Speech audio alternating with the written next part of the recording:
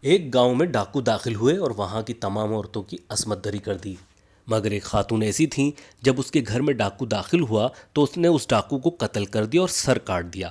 واردات کے بعد جب تمام ڈاکو اس گاؤں سے چلے گئے تو تمام عورتیں اپنے پھٹے ہوئے کپڑوں سمیت گھروں سے نکل آئیں اور روتے ہوئے ایک دوسرے کو رودات بیان کرنے لگیں۔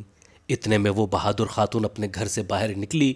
عورتوں نے دیکھا کہ اس کے گھر میں داخل ہونے والے ڈاکو کا سر اس نے ہاتھوں میں اٹھا رکھا ہے اور نہایت غیرت و خودداری کے ساتھ وہ ان کی طرف آنے لگی۔ اس خاتون نے بلند آواز سے کہا، کیا تم نے سوچ لیا تھا کہ وہ مجھے مارے بغیر میری عزت تار تار کر سکتا ہے؟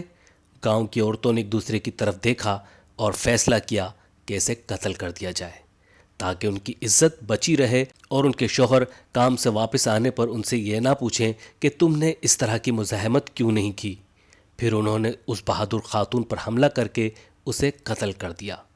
انہوں نے ذلت کو زندہ رکھنے کے لیے عزت کا قتل کر دیا۔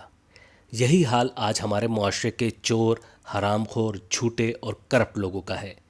وہ عزت کا قتل کر کے اپنی ذلت کی پردہ پوشی کرتے ہیں۔ بنا مزاحمت اپنی عزت ڈاکوں کے حوالے کرنے والے یہ عناصر سود کی حرام کاری کو حلال بنانے کے لیے اسلامک بینکنگ کا حلالہ کراتے ہیں۔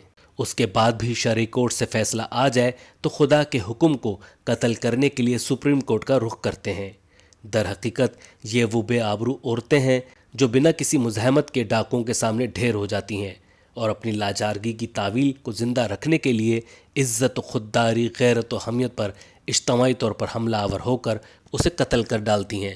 یہ بے آبرو عورتیں نظام ہیں، یہ بے آبرو عورتیں کرپٹ سیاستدان ہیں، یہ بے آبرو عورتیں اسٹیبلشمنٹ ہے، یہ بے آبرو عورتیں بیوروکریسی ہے، یہ بے آبرو عورتیں ہمارے محافظ ہیں۔